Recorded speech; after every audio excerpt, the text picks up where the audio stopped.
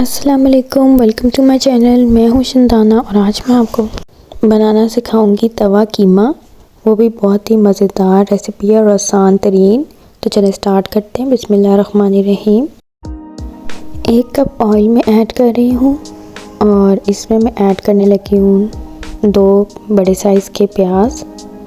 چاپ کیے ہوئے پیاز ہیں یہ، آپ نے چاپ ہی کرنے ہیں، پیسنے نہیں ہیں۔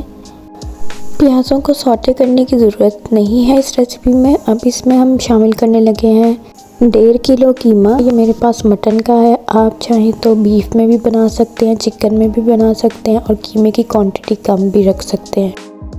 یہ میں دعوت کے لیے بنا رہی تھی تو میں نے ریسیپی ریکارڈ کر لی، تو اس لیے یہ قیمہ زیادہ ہے۔ اب اس میں شامل کریں 4 بڑے سائز کے ٹماٹر، یہ بھی چاپ کیے ہوئے ہیں۔ لہسن پسا ہوا ہے 3 ٹیبل سپون، اور ہری مرچیں بھی پسی ہوئی ہیں 3 ٹیبل سپون، اور ادرک ڈال رہی ہوں میں اس میں پسی ہوئی 3 ٹیبل سپون۔ تینوں چیزیں آپ نے 3 ٹیبل سپون ڈال دینی ہے۔ نمک میں اس میں شامل کر رہی ہوں 2 ٹیبل سپون، یا پھر آپ اپنے حساب سے زیادہ کم کر سکتے ہیں۔ اب اس کو مکس کر لیں گے سارے انگریڈینٹس، اور اس کو کور کر کے لو فلیم پر ہم 30 سے 40 منٹ تک کوک کر لیں گے۔ اور یہ جو ساری ویجز ہیں نا، یہ خود ہی اپنا پانی ریلیز کر دیں گی اور اسی میں قیمہ کوک ہوگا، اس میں پانی نہیں ڈالنا۔ تقریباً 35 منٹ ہو چکے ہیں اور قیمہ جو ہے وہ 85% تک گل چکا ہے۔ اب اس میں ایڈ کر رہی ہوں دیسی گھی 2 ٹیبل سپون بھر کے۔ آپ دیسی گھی کو سکپ بھی کر سکتے ہیں کیونکہ آئل اس میں ہم نے ڈالا ہوا ہے، یہ صرف اچھی اسمیل آنے کے لیے ہوتا ہے کہ اچھی اسمیل آئے، اچھا ٹیسٹ آئے۔ اب اس طرح کا کوئی فلیٹ چمچہ لے لیں، اور اگر آپ کے پاس 2 ویسے تو اس کے ہوتے ہیں ٹکا ٹک کرنے والے، وہ میرے پاس نہیں ہے تو میں نے یہ فلیٹ چمچہ لے لیا، اور اس سے میں جو ہے قیمے کو میش کروں گی تاکہ سارے انگریڈینٹس اچھی طرح سے مکس ہو جائیں۔ اب میں اس میں شامل کر رہی ہوں 1 table spoon paprika powder, Kashmiri لال مرچ جو ہوتی ہے، دیگی لال مرچ، اور اس میں شامل کر رہی ہوں کٹی ہوئی لال مرچ 3 ٹیبل سپون۔ کشمیری لال مرچ آپ سکپ بھی کر سکتے ہیں اگر آپ کے پاس نہیں ہے تو۔ اور سوکھا دھنیا پاؤڈر ایڈ کر رہی ہوں اس میں 3 ٹیبل سپون۔ اینڈ پہ جو ہے یہ سوکھا دھنیا بہت اچھی خوشبو دیتا ہے۔ زیرہ پاؤڈر 3 ٹیبل سپون۔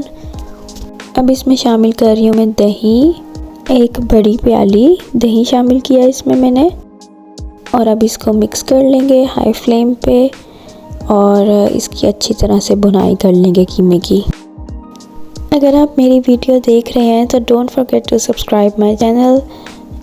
ایک بھی اگر سبسکرائبر بڑھتا ہے تو ایک ہمت سی ملتی ہے، ایک موٹیویشن ملتی ہے کہ ہاں بھئی چلو کچھ محنت کا صلہ مل رہا ہے، کچھ محنت، لوگوں کو میری ویڈیوز پسند آ رہی ہیں، ریسیپیز پسند آ رہی ہیں۔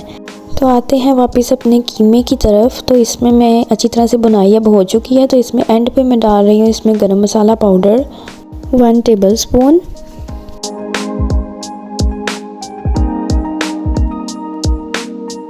اور اس میں شامل کر رہی ہوں کٹی ہوئی ہری مرچیں، کٹی ہوئی باریک ادرک،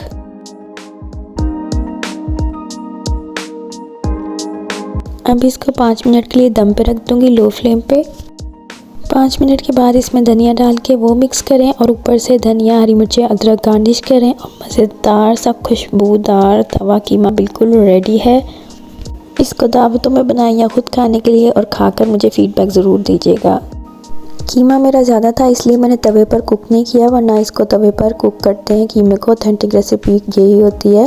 اور جب میں نے سرو کرنا تھا تب میں نے توے پہ ڈال کے اس طرح ڈیکوریٹ تھوڑا سا کر کے تو سرو کیا تھا اس کو۔ اگلی ویڈیو میں ملیں گے انشاءاللہ، تب تک کے لیے اللہ حافظ۔